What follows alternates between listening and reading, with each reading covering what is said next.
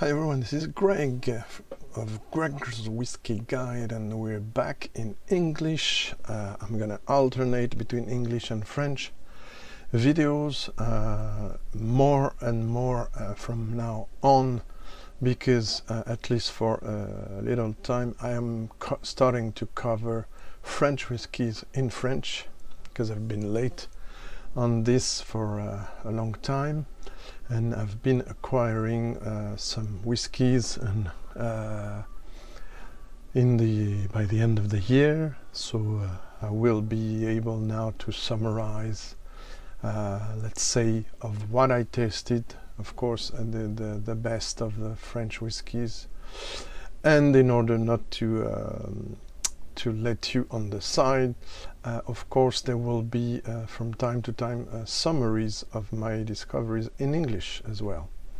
But for now we're back with a general topic that came to me through questions of my viewers, whether it was in other videos, other channels, dialogue in the chat, or in my own channel. And instead of answering shortly, especially in the chat, you cannot be very long.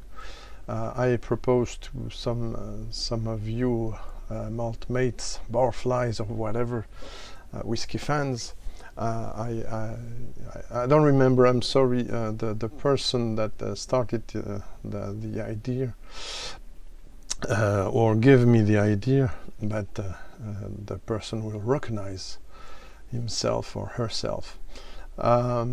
So yeah, it's about how to decipher whiskey labels, and how to read, how to understand what's written, what to understand from what's written, what is written, but also what is to understand from what isn't written. And I will, for this number, it's my second take, and I realized the first one was way too long, so I'm gonna try to be more concise on this one, and might use the pause for that. But yeah, the first thing I wanted to show you is, of course, I'm not going to go too much in regulations and stuff, because it's complicated and will be too long. But basically, just a quick reminder about Scotch Whisky Regions, using the ScotchWhisky.net map, which is a bit dated, but it's still interesting regarding to describe the 5 areas of Scotland that are officially, since the 2000 Act and 2008 update, and this I saw before while preparing the video, it's going to change because of Brexit. So the areas of Scotland for whiskey, etc., this might change. So I'm gonna be just summaries what is for now considered as whiskey areas for Scotland, with a general reminder of if you don't have 3 distilleries in an area, this area cannot be separately designed, named, considered, as you wish. So that is why, for instance, in the Isle of Skye, where there was only Talisker and now there is Torreveg, it is still not enough to call it a separate area, as well as Arran, where now you have 2 distilleries, okay, belonging to the same owner, but you have Lag in the south and you have Arran in the north. So there's 2 distilleries. If there is another distillery coming on in the Isle of Arran, the Isle of Arran will become a separate region, right? So of course you know that there is Lowlands, which there is Edinburgh and Glasgow here, that kind of separates. There's a line also officially, and yeah, there's some strange exceptions, such as Glengoyne, which has a distillery in Highlands, but the warehouses in Lowlands, and there's only a road that separates the two. So we have also Campbelltown area, because there are 3 distilleries. so Glengyle, Glen Scotia and Springbank. You have Jura, only one distillery, so it's not an area specific as well, and so on. We'll come back to this. So you have Islay, which could be technically in lowlands if it was not a separated island. And of course, within the highlands, the Speyside area in blue, which is still geographically in the highlands, mind you, but as there's so many distilleries there, and there's also some historical background. First distillery 1823, Glenlivet, which was granted the right to distill officially. So it started a whole bunch of then legal distilleries, illicit distilleries turning to legal. And they decided to separate the area as a whiskey producing region. Then, so we have lowlands, Campbelltown, Highlands, Speyside and Islay, so 5 regions. Then you will ask me, how about the other there? So how about Arran? How about Jura? How about Isle of Mull? How about Isle of Skye? Isle of Lewis? I think there will be something soon. There's Isle of Arran, but the whiskey is not ready yet. There's Isle of Barra, there's Shetlands, and of course already 2 distilleries in the Orcades. So Orkney in English, Orcade in French, Orkney in English, sorry. So all these areas except Islay are called, are inside, coming inside the Highlands name, right? And this is not mandatory, but this can be. It's not mandatory. Excuse me. It's less advertising like this, but still, it's a great book from Martin Nouet. So never mind.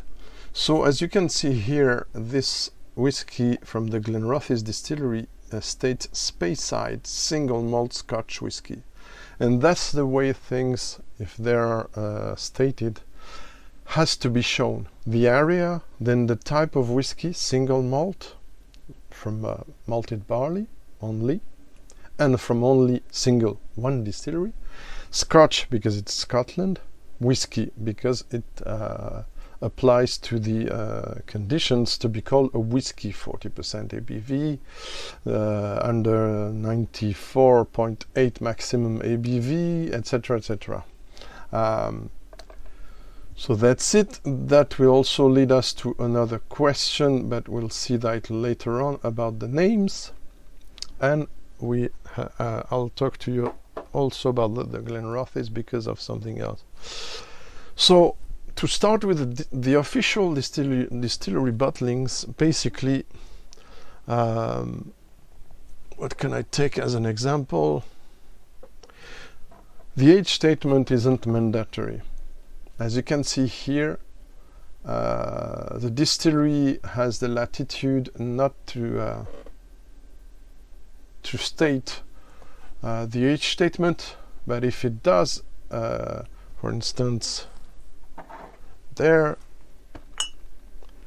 Glenlivet 18 years old. 18 years old means, contrarily to port, for instance, sweet wine, it means the content of this bottling is minimum 18 years old, but it can also contain older whiskies.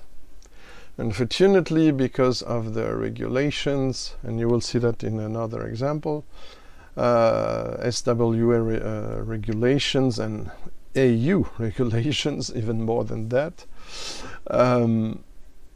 you cannot state the age of the older content in there, and that's why, for instance, John Glaser of Compass Box had a warning from the SWA because of some of his whiskies for which he disclosed the age of the younger and the older and the intermediate ages around 2010 or 12, and he was called back to say, no, you don't have the right to do that. So he had to remove these, and it's only when you ask him or you ask by the email or stuff that you can have the answer, a legal answer, to know what are the age. And of course, in official bottlings, it's the same if they accept to tell you, of course, which is another story. So the mandatory things in mentions in an official bottling are the distillery name, visible in big letters, the type of whiskey, then the ABV, then the volume, so 70 here, sorry, everything is reversed, so 700 milliliters or 70 cl or 75 for the United States, etc. Then the address of the distillery is mandatory on the front or back label. Here it's on the back label. Barcode is contemporary mandatory, and the first number, the 5, indicates it's UK and specifically Scotland. Then the additional mentions are really not mandatory, but it's except, yeah, bottled, distilled and matured in Lochranza, Isle of Arran. It confirms it's an official bottling. The non-chill filtered natural color, it's a plus, it's not mandatory. And the problem is that as it's not mandatory, some distilleries which do non-chill filtered and don't add color, they will not mention it, and it's a pity because it's a plus in my opinion. But it doesn't mean because it's not written that it's not true. So you don't know, you have to do your searches. The cask type mention isn't mandatory as well as the tasting notes. Here the interesting thing is, I cannot show on the camera unfortunately, is the Bry inscription of the distillery, which is a new thing that came when this was rebranded a few years ago. While I'm there with Aaron, this is an official bottling. This is an official bottling. It's not a limited edition, but it's a cask strength 1. The cask type, it's not mandatory, but it's mentioned, sherry hogshead. And also the capacity here, which is interesting, 250 liters. It's a regular hogshead size. But you get also here another Arran, for which they still don't use the rebranded shape and label. This is an exclusive selection for France. It doesn't even state France, curiously. Pinot de Charente cask. In some commercial online site it says single cask, why it's a small batch, so it's a bit weird. The store peak isn't mentioned. The age is mentioned only in the back, 11 years old, limited edition. So you see 965 bottles, etc. So this was for a French channel called Le Comptoir Irlandais. Right. Now, still official bottling question about disclosing things. So John Glaser did initiate a campaign for transparency a few years ago, and even before that, distilleries such as Bruichladdich had decided a transparency policy, and there's a number. What's the number here? There's a code number here. I don't think it will show to the camera, I'm afraid, in black here, where if you tape the number on the website, you have all the details about the cask type, where the barley is from, etc. But you still have here the 6 farms they were used, the barley was used from, was sourced from. Also, it's unpeated because it's regular Bruichladdich expressions, and while for the Port Charlotte and Octomore, it is peated and even sometimes heavily peated for 40 ppm for Port Charlotte and over 80 for the, well, declared, because when it's like I said in the one video, when it comes after distillation and maturation, it's less high than the ppm declared, which is measured after the barley, by the way. Another cool thing, and then we're still in Islay, about some distilleries like this one, which I really love the packaging. We have to speak just a second about aesthetic. We have the Triskel here from the Celtic origin. It's even showing on the beautiful cork. Engraved here are the Islay's Farm Distillery, so the craft and locally sourcing, at least some of the malt is stated, which is still nice. And also I like the fact, this is an old edition, but not sure the packaging has, I like the fact that unlike many others, you have the here the Isle of Islay, which you can see the location in the west of Scotland, which is very cool, I think. Another thing purely on an aesthetical side of things, so it's not an information, it's just my point of view. I love this packaging from Glen Scotia, which clearly states Campbelltown, and also it's a reconstitution drawing of the harbour as it was in yesteryear, and I think it's really, really nice, and it's not very expensive to do. Really cool travel retail packaging they did 3 years ago, and it was one of my whiskies of the year, by the way, 2018, I think. While we're an official bottling, some when you have a limited edition, for instance, this Aberlour distillery Abuna, it's very important, as it is a small batch of adding of 20 to 50 or casks. It's very important that you make sure you see the batch number. The batch number indicates you that this year, and this was in 2013, but it can be several batches a year. Let's say it's a yearly batch for this case. That year, 2013, the batch 46 with 60.4 ABV was this style. The next batch, the previous batch, are not going to be tasting the same exactly, because it's a very small amount of casks, and the style did change even from one cask to the other, just aside from it. And I saw that in a distillery visit where we were explaining that 4 casks were picked and selected and tasted, one just before the other. Those 4 were different, so it's very interesting.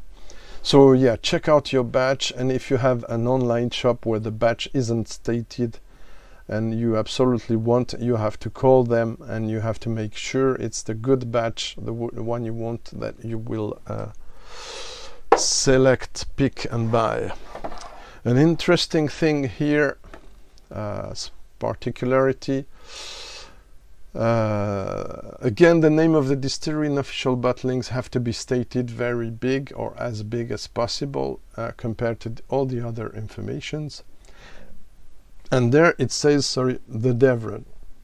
This brand did bottle whiskies with different names: Glendevron, the Devron, etc. But if you see closer here, even if it says the Devron Distillery & Co., the official name of the distillery, I mean with the grant to distill, etc., is the Macduff Distillery, not Devron. But strangely, when you see an independent bottling, and we will come close very soon to that, the independent bottling, to distinguish itself from the official one, will be called Macduff. So don't search for the Devron independent bottlings, it will be called Macduff, right? So it's one of the cases where you don't really know. Another thing is the difference between the tube, this is a Balvenie, which states quite some things, the number of bottles, how it is made globally, the signature here of the master blender, at that time it was David Stewart, ABV, etc., single barrel. But the thing it doesn't state, as it is a single barrel, are the information about batch, about barrel number, bottling date, cask number, etc. And it is for economical reasons, so they don't change each time the tube information. Instead, they only disclosed the informations on the label. As you can see, bottling date here, distillation, bottling, cask number, and bottle number. So you have to check inside if you want to know more about this expression. Now, before we go into independent bottlings and difference between independent bottlings and official bottlings, quick thing about new packaging coming on very recently of Benriach, which surprised me quite some. So what's intriguing is in there you have the basic information, okay. It's not mandatory on the front, but you have the new master blender Rachel Berry here. But there's a mention that I never seen before, I have to say. Was it there, or was it there? Yeah, it's there. In the back of the tube, there's an information which I found a bit weird, and I didn't understood it immediately because maybe I'm French. Let me put this down. It is natural cask with a separate sign, imparted color. So first I didn't read it properly. I read it natural cask, and then I understood imparted color. So I said, what does that mean? Does that mean the color is from something else? And is it natural cask strength, etc.? It was a bit confusing, or natural color. But this is very tricky. Someone explained to me that, no, Greg, you have to read the whole thing. So it means natural, cask imparted, color. What does that mean? That means basically it's not artificial caramel, artificial, let's say, concentrated caramel, l'essence de caramel in French, caramel essence E150A. But it is color is imparted, comes from the cask. What is not said here, and what I understand, is that they tried to get some color, extra color from the cask.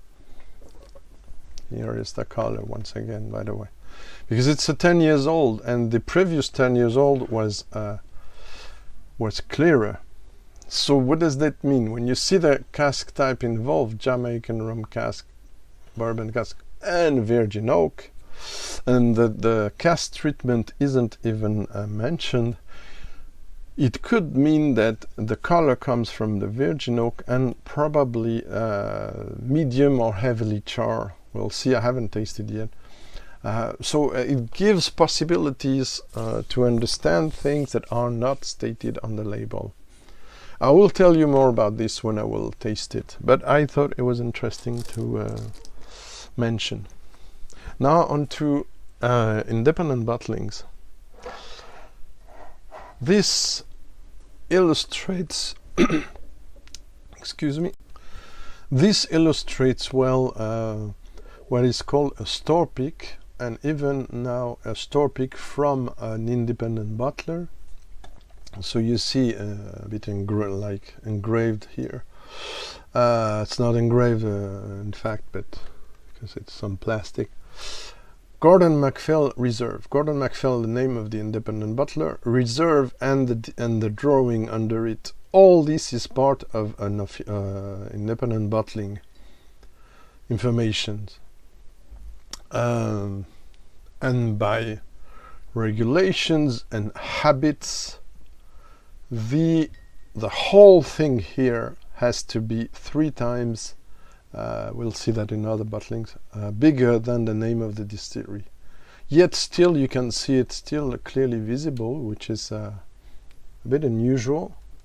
And you have all the important informations here, the other you have them here. So this one is store pick from the famous shop La Maison du Whisky. So it is written there, but it is also written here. And refill bourbon barrel. So the information about cask, and I will send you to my website to see all the cask type, capacity, and all what that means, because it's very long. I'm not going to go too much in it. Usually you see first fill bourbon barrel, for instance. It means that except the bourbon that was contained in the cask before, it is the first time that a Scotch whisky is matured in this cask. Well, this one refill means from 2 to usually maximum 6 fills. 6, I've been told by some professional, is the maximum they can fill a cask before it's completely inert. And of course they're less expensive to buy 5, 4, 6 fill cask than first fill and second fill. Usually the decent and honest companies use first and second and third fill. This to impact differently the cask is oak extraction to the distillate, because it's always a question of balance between the distillate character and the cask influence. But that doesn't mean that if you have some fourth fill, for instance at Glenfarclas, the whole core range has around 25% of fourth fill. Up to the 25 years old. After and of course it's different, but there's still a cask of fourth fill sherry in the 25 years old. There's less than the 15 years old, but they are. I've been told that from a professional source, as well, so it's not guess. So yeah, so other possibilities, Hogshead. So it's a cask that had some staves damage. So they remove those damaged staves and they put others. So it's a kind of other used staves influence or new oak influence inside those. But most probably it's reused, of course. So that was for store pick for independent bottler. Now the main thing I wanted to show you is this, of course, the difference between an independent bottling label and this is the one the most significant, I think, independent label and official label. So as you can see here, the Glenlivet distillery, and you have the founder here and the address on the back, the date of foundation, even if it was 1 year before the grant, royal grant, but it's not stated. The age, and this it's a core range bottling. There are not many. There was for some brands. There are not a lot of vintages in Glenlivet. There are no vintages in Glenlivet core range, by the way, except sometimes they disclose it, yes, for the Najura range, sub-range.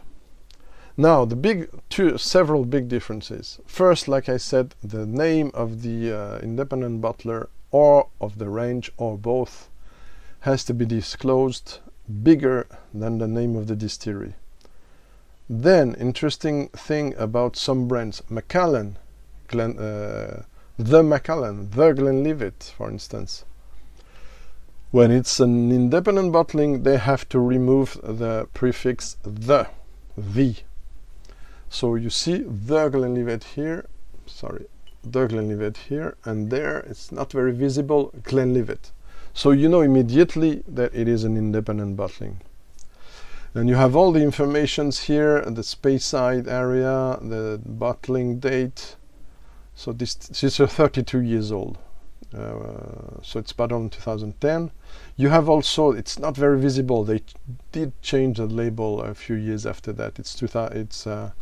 The cask number is 13511, 46% ABV, natural color, etc.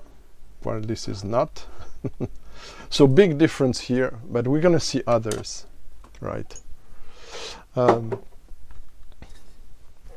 For instance, even if I cannot put them all on the table, this is an official bottling of Bunnahabhain, the 12 years old. Again, lots of informations there, but the address is on the other side here. I'm not crazy about this bottle, not only because it's opaque, but also because it's not super easy to read the information. But small batch distilled. Small batch, what does that mean? In France, in Scotland, because for the United States it's another question. The batches also can be wide. Doesn't say how many. We know it's probably there's several hundreds of millions of bottles of this. So small batch might be 100 casks, 1,000 casks. We don't know. I'm not super fan of this mention for such a core range thing. This is another one. As you can see, the design and the name of the range, because it's the House of Macduff is the indie bottler. John McDougall selection. It's known for mainly by this name, and you can see the name of the distilleries kind of like handwritten here, and all the details under it. And House of Macduff, you see, it's the name of the indie bottler. But I can also show you two different cases. This, for instance, which is, as you can see, Gordon MacPhail, once again, you can see how the informations are big. There's an age statement, and the distillery is disclosed under it, and also the fact it's heavily peated, where this is not peated, or a few ppms, doesn't show. Now I can show you also another interesting case. Excuse me, have to put those down because there's so many. If I want to prove my points each time, should have paused. Now if I show you this, okay, let's put this under instead. Okay. Now if you show you this, you might be confused. Why are you showing something that looks like an official bottling? And that's brilliant. Really, Sukhinder Singh really founded Elixir Distillers. When they launched this range, they were really very clever. So,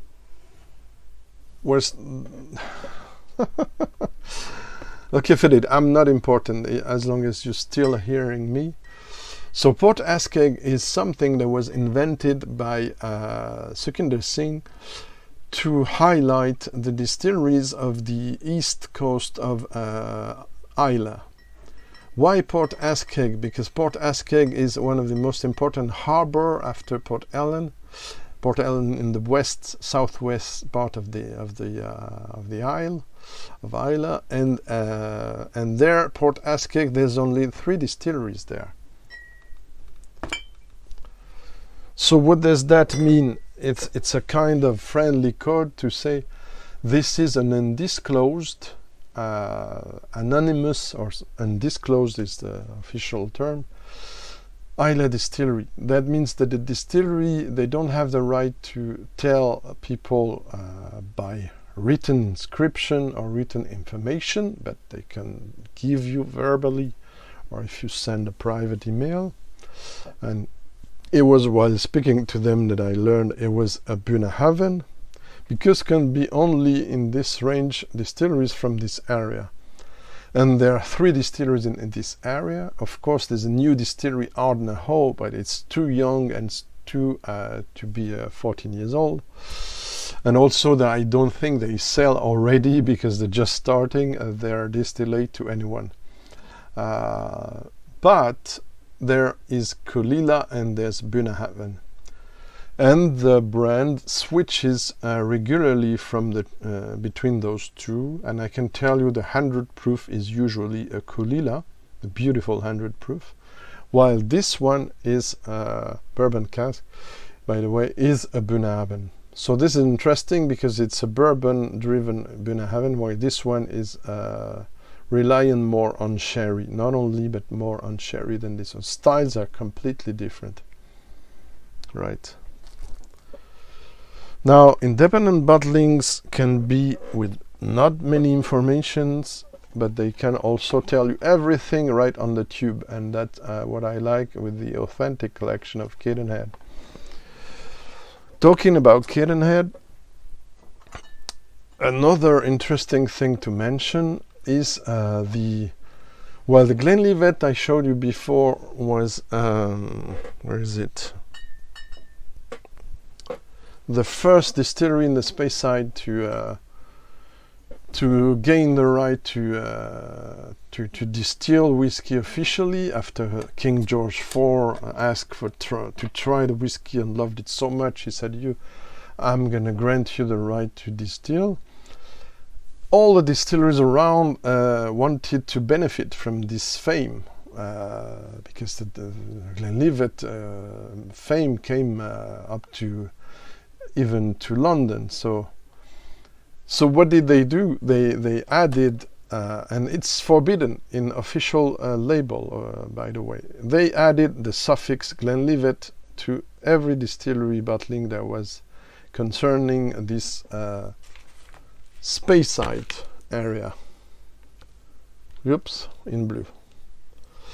But it's a kind of, let's say, marketing fun old-fashioned trick to mention this. Of course, we know it's not the Glenlivet distillery there, which is in the content, but another. What I like about this, it's because even it's here, it's anniversary packaging. It's still very sober, very inexpensive, except for this, maybe this golden-like plate. And yeah, Cadenhead is the oldest independent bottling of Scotland. And what does it show here? You have all the informations you want about how it is made. So it's always cool to have this.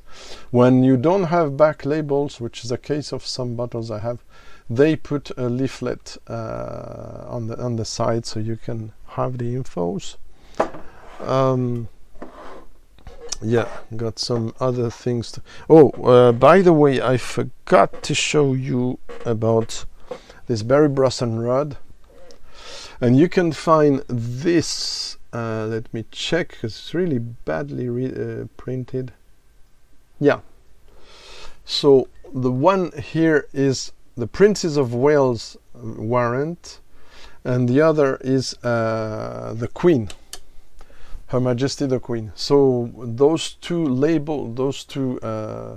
motifs state that Her Majesty the Queen and the Prince of Wales are provided by whiskey, and they approve the work of this company, Barry Brosnan Rod, which is, by the way, the headquarters that I visited are, let's say, 50 meters to the Prince of Wales Palace in London. So it's easy to provide wine and whiskey and other spirits to them there. And you see, of course, the Prince of Wales, the first one. You see, well, they look almost the same. This one, you saw it also behind me. It's too far, but on the Lefroy bottles, for instance. which provide also whiskey to the Prince of Wales. Now, another, we're going to be long once again, another interesting case is Lagavulin official distillery, and how sometimes you can have undisclosed, and I'm going to show you two types of undisclosed bottlings. This is not 100% sure, but I've on this one, and I've tasted other batches, I know it's a Lagavulin content. It's a big an old one, but it can be other distilleries from Islay. This one, I'm sure it's from, let me put it there. This is another creation from Sukinder Singh, and what's interesting here is they use the Mendeleev table, so chemical stuff, and also the shape suggests a pharmacy decanter, medicinal stuff, and they code using the Mendeleev table of elements. They used as a fun abbreviation of the distillery, as they cannot disclose, but they can give some clue. And of course, LG states for Lagavulin, and 5 in these elements of Islay range states for a 5th time they have selected this distillery for this range. A bit like SMWS with their numbered code. Again, I don't have it easily foundable, but SMWS, the first number is the distillery code number, and the second one is how many times they did pick whiskies from this distillery. Okay, we'll be finishing, and before I forget, what's interesting in there is this also in famous mention, Farvenjusterhet met Karamell, sorry for the pronunciation, probably Dutch language, and mit Farbstoff, German language. What does that mean? It means that for German market and Dutch market, not sure about Belgium, but the language is close to Dutch.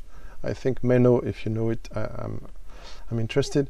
It means this contain E150A, so artificial caramel coloring, which is mandatory to state for these countries, but not for France and not for any country.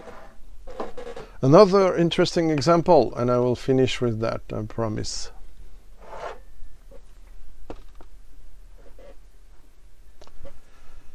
Adelphi, great independent bottler, very sober labels usually. And how do I know it's a Talisker? It's because I ask. So official Talisker, indie Talisker, independent bottling. The range is Fascadel Island. It is a 10 years old. Batch number 1. It contains, I've learned, whiskies from 10 to 15 years old, but once again they're obliged to write the younger age.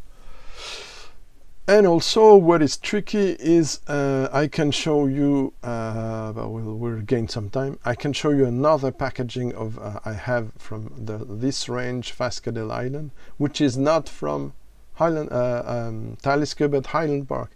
So there's the when it gets tricky and you have to do your searches or write directly to the independent bottler, because there can be some confusion. And again, you can use whiskey base, but bear in mind it's utilizators platform. It is not always 100% sure information and official information. So there you have it. I hope it was interesting. I hope you learned a few things. And if you have other tips or other, of course I didn't cover every aspect of it, let me know, or if you come across some weird things, and I see I forgot even a thing I wanted to tell you, but basically I think I said it before. This also is confusing, official Glenrothes, and again, when it's not official, it will not state the, but only Glenrothes. like this. I think it's interesting to show you maybe this, yeah, side to side. You see, so we got one that's Glenrothes and Glenlivet, and we have the Glenrothes. I think it's clear. This is called Vintage Reserve, and it's a bit shocking in the beginning because you think, why Vintage Reserve if you don't state the vintage? It's because it's what we call a multi-vintage. Multi-vintage, contrarily to this that states it's from 2010. Everything in there is from 2010, so it's a vintage. This is a multi-vintage, but they don't have the right to disclose. It's a kind of a pity, but if only you do, when you do your searches, you will know that you have casks from 8 years old to 23 years old, and they cover 3 decades. The older one, vintage, is 1989. So it's a kind of thing you have to search for to learn more about it. So now I think we're okay. Sorry. So I hope it was useful. Thank you for watching, and see you.